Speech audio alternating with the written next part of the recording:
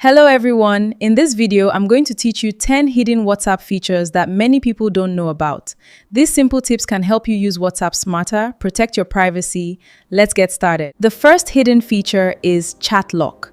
It allows you to lock important chats with your fingerprint or phone password, giving you extra privacy. Pin your most important chats so they always stay at the top. This makes them easier to find without scrolling. Number 2. Did you know you can edit a message after sending it? Just press and hold the message, then tap Edit to correct any mistakes. Number 4. If you're sending a private photo, use View Once.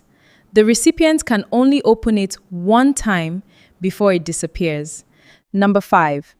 Tired of spam calls? Turn on Silence Unknown Callers to reduce unwanted WhatsApp calls while still keeping them in your call log.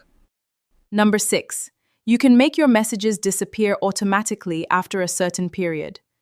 Just open the chat settings and turn on Disappearing Messages. Number 7.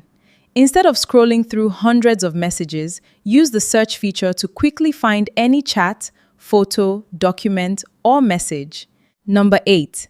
Stay important messages so you can find them later without searching through your entire chat history. Number 9. You can create your own WhatsApp stickers from your photos.